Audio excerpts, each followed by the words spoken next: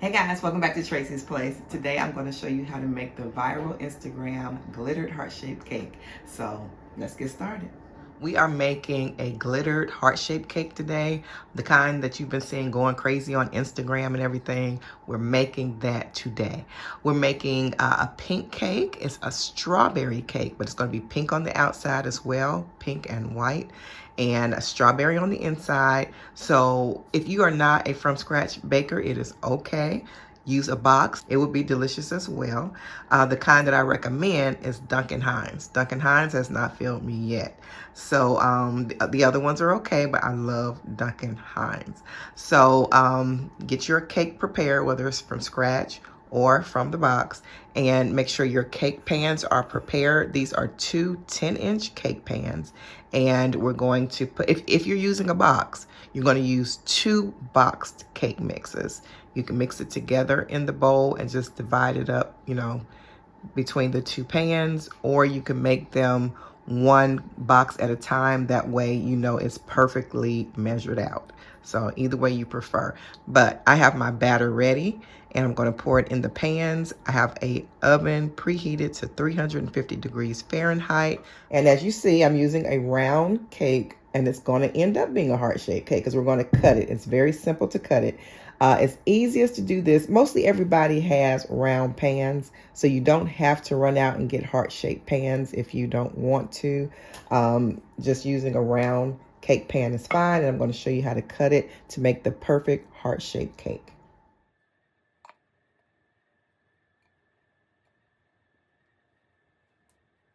We have the cakes ready, and we're going to get them into the 350 degree preheated oven. To know when your cakes is ready is very simple. You want to stick a toothpick in, maybe about like at 25 to 30 minutes. Stick a toothpick in while it's in the oven, and if it pulls out with just a few crumbs on it, then it is ready. You don't want it bone clean. You don't want the toothpick super clean. You want to pull it out and it has just a few crumbs on it, because a baked good continues to bake for a few minutes. Okay, so it's going to get completely ready, but you don't want it dry. So you don't want that toothpick completely clean. So the cakes are out of the oven and they baked up evenly. They look really good. And I'm going to let them sit and cool in the pans for 10 minutes. And then I'm going to run a butter knife around to, you know, dislodge even the more, because I've already sprayed them with, you know, baking spray when I put the batter in. So they should release really easy. I'm going to flip them out to cool onto wired racks. All right, now we're going to run a butter knife around the edge of the pan just to make sure that it's not stuck to when we're trying to flip it out. We don't want to turn it inward and cut, you know, into the cake. We want to keep it flush to the pan. I like to put the racks with paper toweling on them so it catches the oil, and you just want to flip it on like that and scoot it over evenly. So both of them are covered the same. As you can see, it's like that. And you just kind of want to shake it a little, just trying to make sure that it comes out.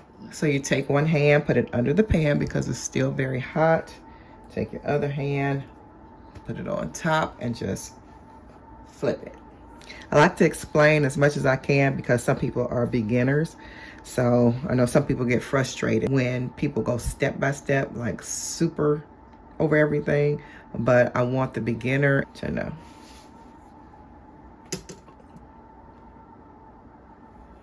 And there we go. Only lost a few crumbs. So nice and smooth, moist, and we're going to go ahead and do the other one. So I placed my cake over here on the dining room table, and I let them cool. After they're cooled, I put napkins on top of them, and that way they're not exposed to the natural air so that they don't get dust and things on them, but it will dry out. The key to a tasty, moist cake is to let it kind of dry out overnight, not super dry. It's not going to just be bone dry, but it's going to somewhat get a lot of the moisture out of it.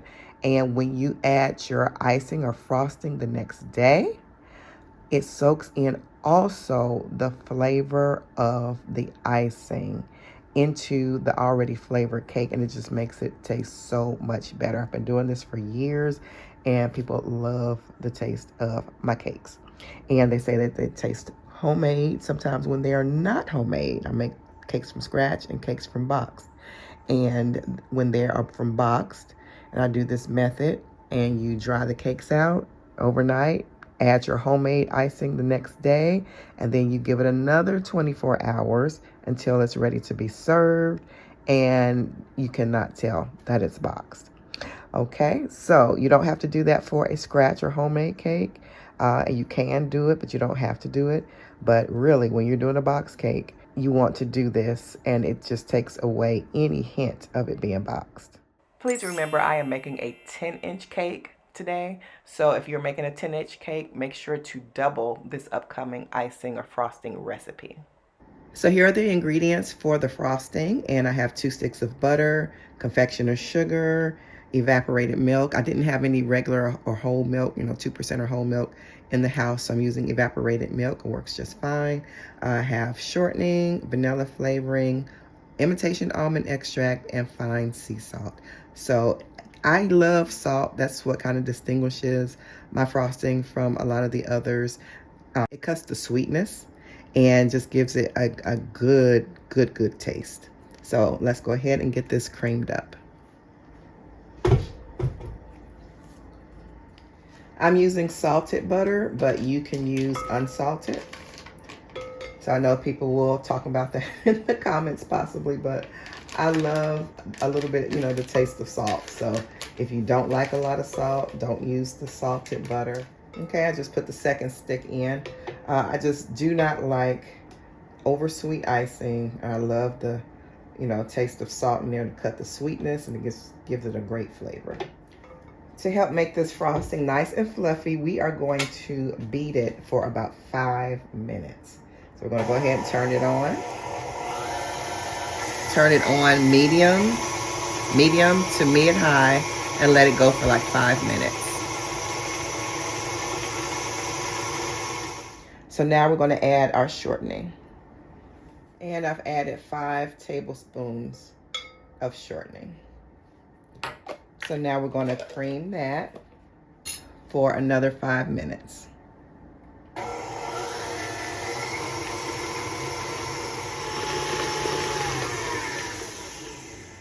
Now we're going to add our powdered sugar. I'm going to start off with 4 cups of confectioner's sugar, and depending on how stiff or loose you like your icing or frosting, that depends on how much powdered sugar you're going to add. But we're starting off with 4 cups. And then if you want it stiffer, you can add more. Start off slow because powdered sugar will fly everywhere. When adding the 4th cup of confectioner's sugar, I put 1/4 teaspoon of salt on the top to add it in.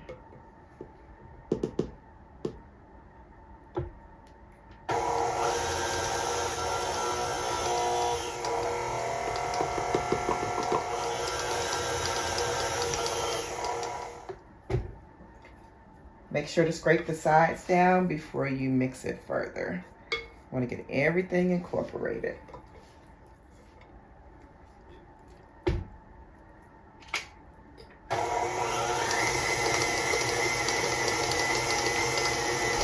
And when we get that just combined, we want to go ahead and put in our vanilla. And I like to put about 2 teaspoons in.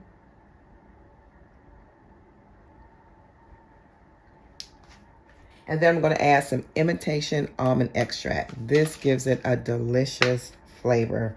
Everything tastes better with almond in it. If you want your icing or your frosting to stand out from the rest, use this. And I like to use about a teaspoon. Now we're going to add our milk or cream.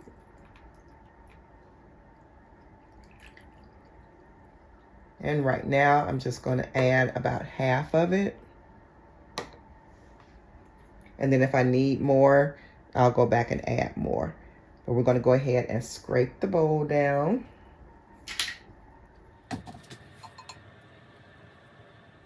And let's finish mixing. Turn it on low so it doesn't splatter everywhere. And now we're going to mix this for about 7 minutes. After it gets incorporated, you can turn it up higher. We're going to get that air whipped in and everything is going to be light and fluffy and so easy to spread.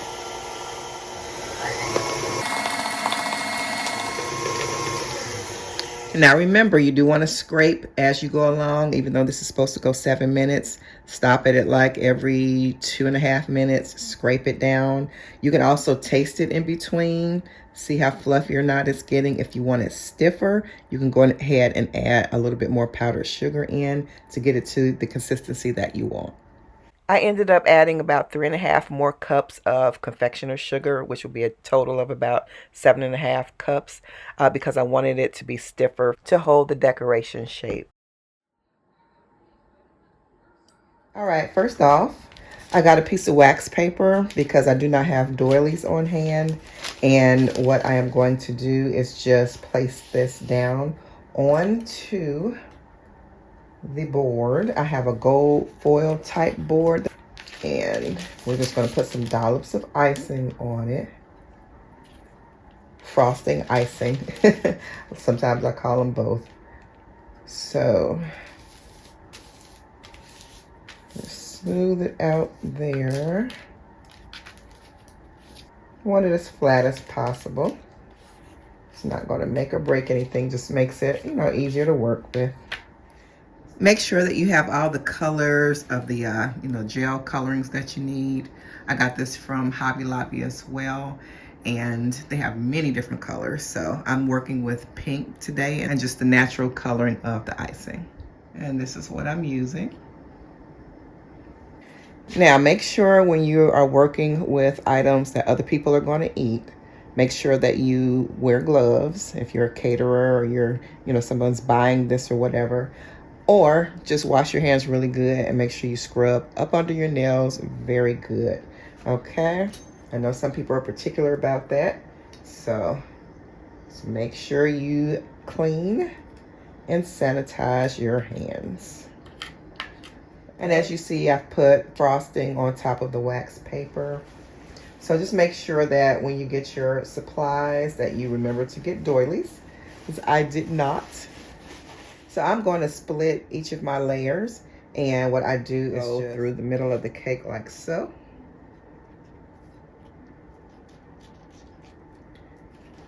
And try to keep it level at the tip point and throughout the blade.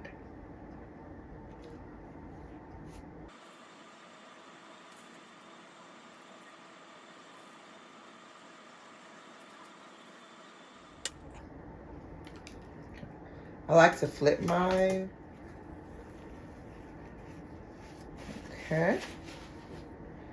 So this side, I want it to be down on this surface because the middle is more porous, for lack of a better word.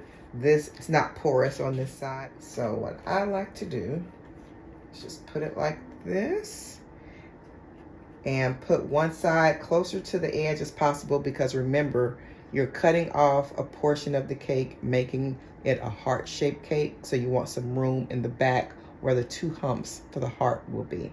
And I'll show you what I'm talking about in a second. We're gonna flip it back over. You see that? It has more room in the back, so the humps will go back there. All right.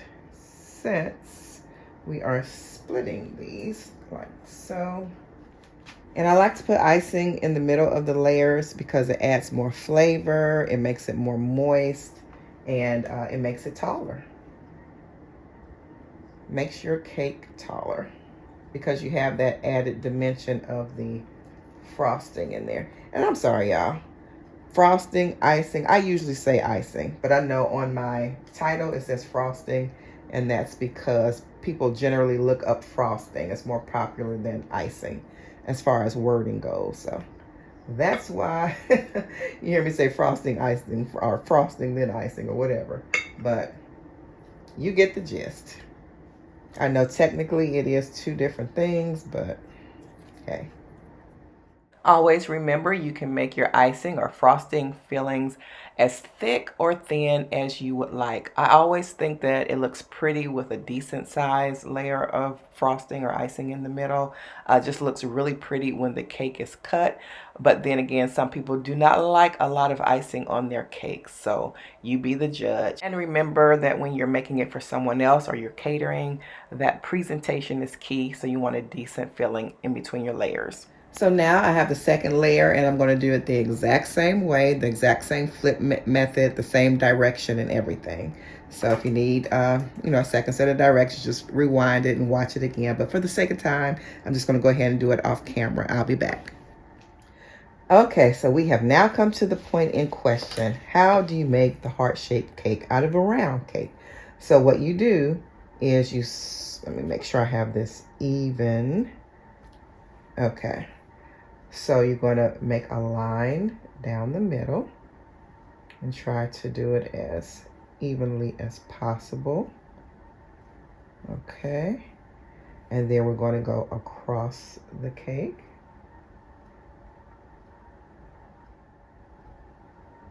As such. Now we're going to go between the 2 points in this triangle, which is here and here. And we are going to cut basically the hump for the heart.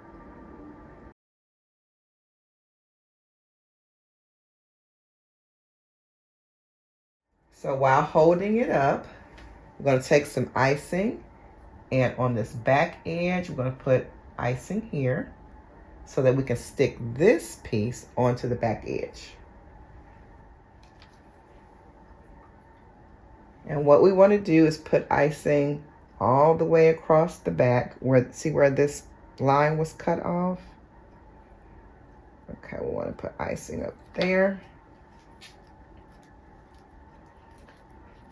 And we want to make sure that we put the edge of the hump that we cut off. We want to make sure it stops right there.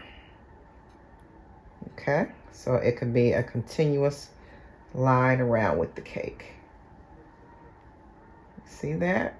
So make sure you put enough icing all across the back from the top down to the bottom, and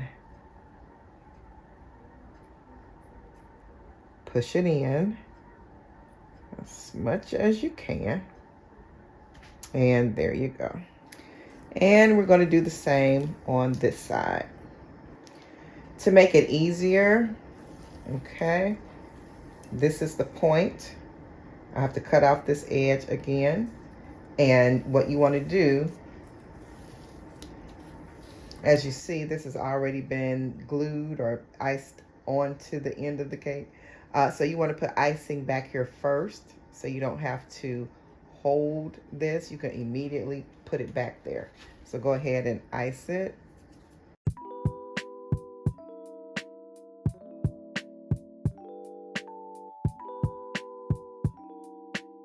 You want to get it on here really good, because this icing is going to act as the glue. I'm going to the edge of the line again, and to the point right here, end of this line, and we're cutting. And this can be fixed. If something happens, it can be fixed. I'm going to turn this around. And you put it right to this point here.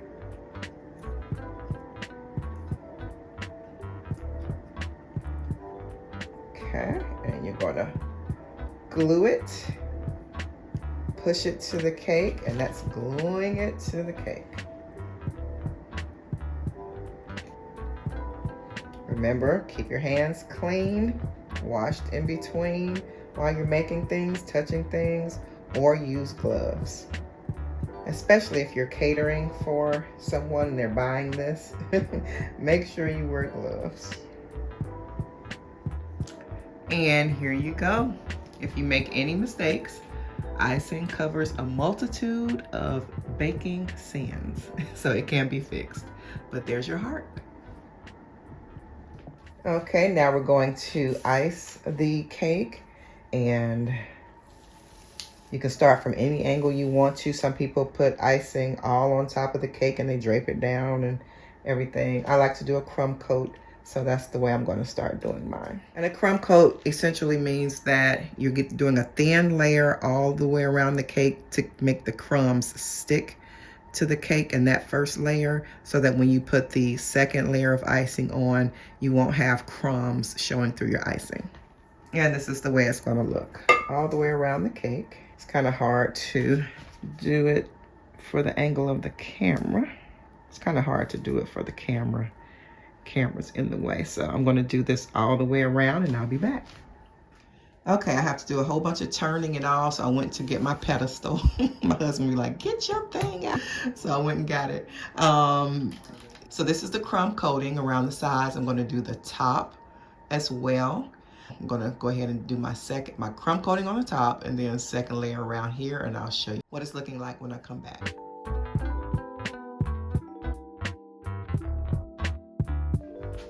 So right now I'm taking my wooden fondant roller. Even though I don't have fondant, this is good to smooth your cake once it's set. So you want to ice it and then let it sit for about 15 to 20 minutes, and then you can smooth it over, because the icing will have set and become firm and not easy to pull away. So I just bought this because I think I threw my old one away that I used to have that was seasoned and everything. And what I mean by seasoned is that it had gotten the oils from the icing and stuff, and it was just very smooth. But this one is brand new, so I am praying while I'm doing this. I have washed it, so just so you know that. So I'll put this or something like this down in the drop down description box below this video. That way you can purchase it. But so my cake has set long enough. And so you can get those edges and make them smooth. Some people use a bench scraper, but I cannot find mine, or it has been thrown away. It has been a good, I would say 8 years now that I've stopped, 8 to 10 years that I've stopped making wedding cakes. So I sold a lot of my items, y'all, on Facebook Marketplace. And this is the first time that I've really needed my items to decorate a cake. So, and this is for my daughter's birthday. It's coming out nicely. Okay, so the smoothing has turned out beautifully. So we're going to start piping, and you want to get your bowls together. We're going to have different shades of icing for the decoration on the cake. So right here, this is going to be my pink. So I'm going to add this in here. We're going to put 1 drop and see what that gives us.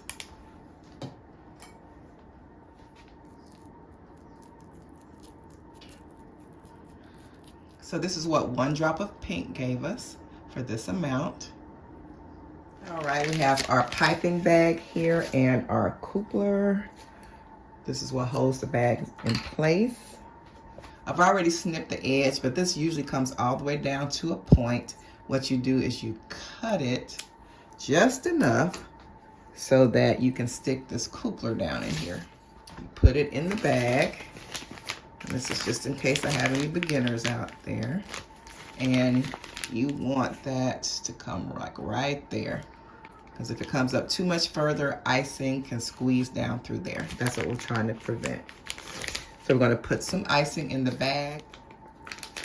And get the icing down to the bottom,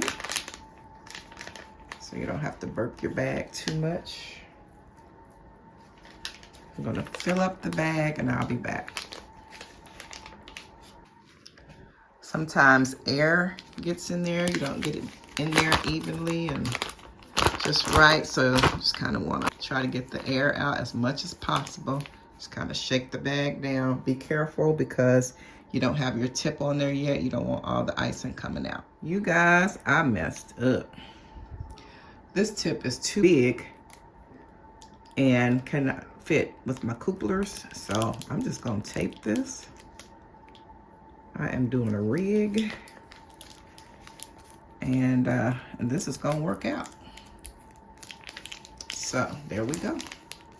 So I don't mess up another bag. So you don't want to hold this bag everywhere because your hand is warm and it will start to melt your icing. So what you want to do is hurry up and start decorating. And since we did a little rig down here, we're going to hold it right there, definitely. And we're going to go ahead and get to piping.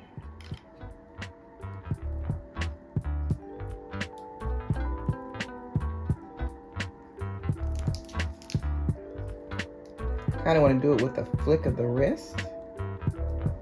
Very pretty. And do the other side just the same, but come this way. And just to be clear, you guys, like I said, it's been about 8 years since I've done my wedding and decorated cakes. But when you make a cake, you want the board and the box. If you're making this for someone, you want the board that it's on and the box to be 4 inches larger than your cake. So if you're making a 10-inch cake, it's going to be 14-inch board and box.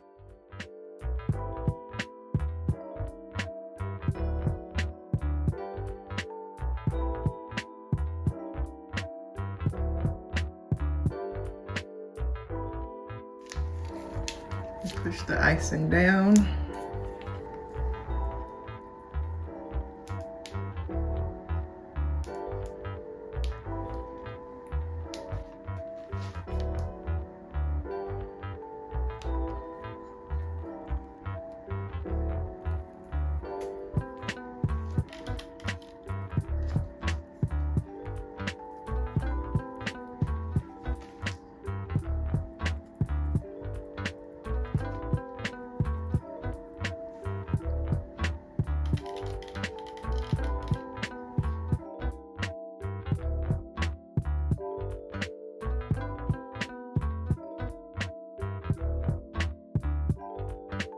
And now we're going to pipe the white icing around. So I'll fill up this bag, and this one was done correctly. And we're just going to pipe some rosettes.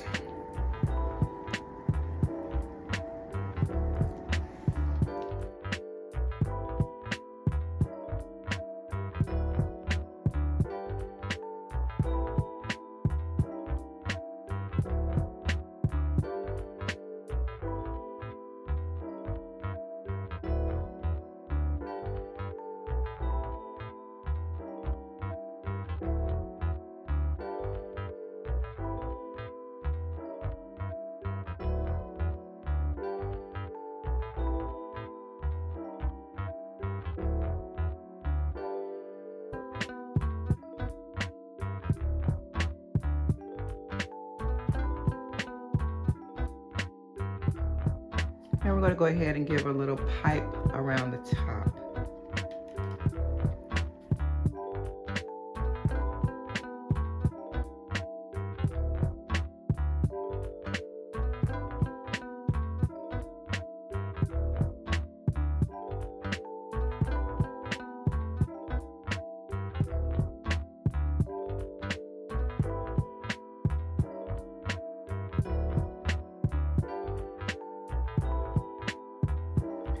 So for the white decor, before I forget, this is a tip number 21. And then I'm going to make some pearlized little dots and like little pearls. And this is going to be tip number 12. And I will have to tell you a little later what this tip is because I got the tape covering it.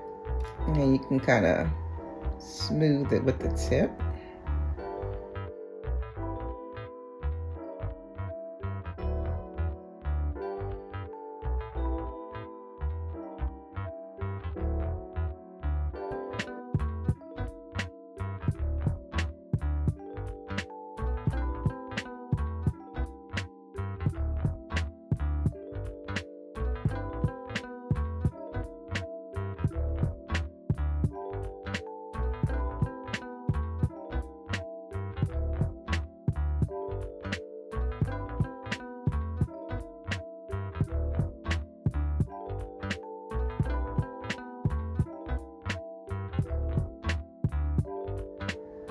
And just place them around where you want them to go. You can make them as big or small as you want. Going back with tip number 21 to put a little bit more decoration back there.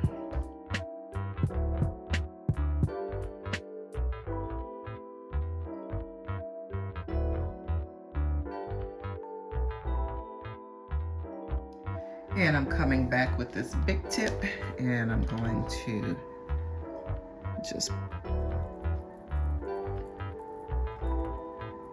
this is kind of slanted.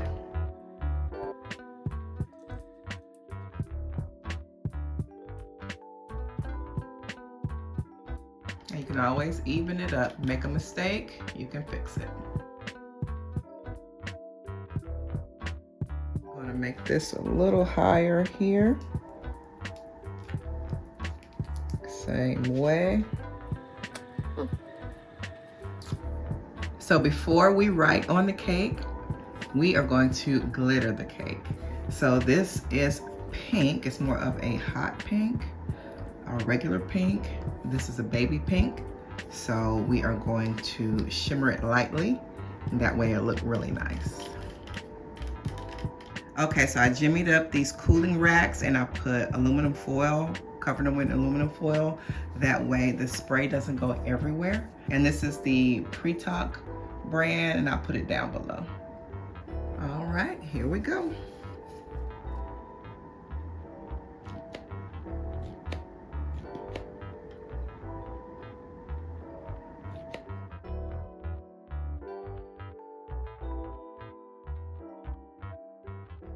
So as you see, I had two mishaps where it sprayed too heavy.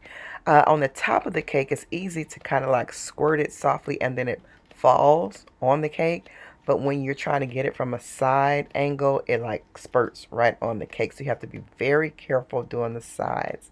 You can't turn the cake on its side in order to do the same way as the top. So be very careful. And if you make a mistake, you can cover it with icing. One thing that I learned while doing this cake as well is that the glitter goes everywhere. It's airborne. It was in my hair, on my glasses, all on the countertops, the floors, everywhere you are. It just floats. So the cake almost needs to be somewhat in a cave type of little apparatus if you can. I should have had something covering it, like another foil covered rack across the top or paper toweling, but that glitter, it goes everywhere, so be cautious of that. All right, you guys, glitter is everywhere. It's probably all on the island. It's just floating, so be very careful of that. You want even more protection than what I have. Okay, so be careful. Also, you guys, you probably can hear it, I put on a mask because the little glitter flecks are everywhere in the air and everywhere. So I don't know about ingesting these things. As you can see, the glitter got too close to the cake, so I'm going to correct that and just go over it with some more icing.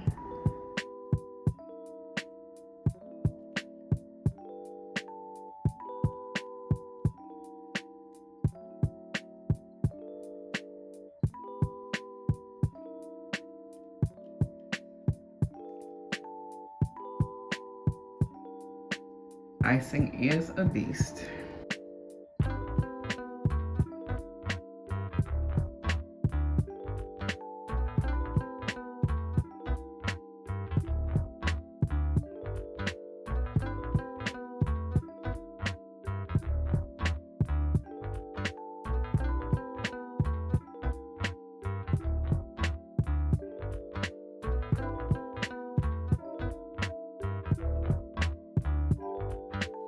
And we'll make the same design on this side.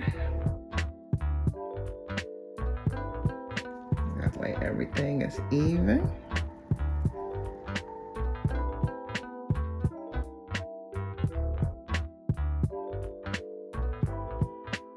And there we go.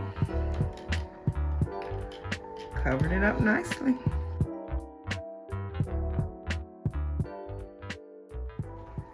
So I had a little top like this in my drawer, and it actually came with my seasoning container sets. And I spread icing, the pink icing, all over it, and I let it kind of set, and then I pressed it around with my finger and it flattened out and got this. So it came out really nice. I have to finish the edges with some icing. So I'm gonna put Happy 26 Jalen. And there's the finished cake. Came out really pretty. I have some glitter pearls. I put just a couple on there. I didn't want to put too much because it does not make for the best, I don't think, eating experience, because they're hard and so you have to dig them out of your icing. So I only put a couple on there, and you can kind of see them back there, but came out really pretty. So I hope she likes it. Labor of love. I do not take any orders anymore, but just wanted to show you how to make a glittered heart-shaped cake. So here are the ribbons that I'm making for the cake, and all I did was cut about 18 inches worth of ribbon. This is like an iridescent type of ribbon, and it's pink, kind of sheer, and I also have white right here. So what I did was I took some, and I believe I got these from the Dollar Tree. But yeah, I did. I got these from the Dollar Tree over by like the pot holders and the kitchen utensils in that area of Dollar Tree. Bamboo skewers. So I had some of them on hand. I cut the bamboo skewers in 3s. So I took one stick, cut it in 3, and then tied ribbon on it, the pink ribbon. And then I'm going to also put the white ribbon on there the same way, probably a little longer for the white ribbon, and see what it looks like. After taking a second look, and also my daughter said that her accent colors were gold as well, I changed the ribbon to gold to match the plate. We can go right about there. And put this one here.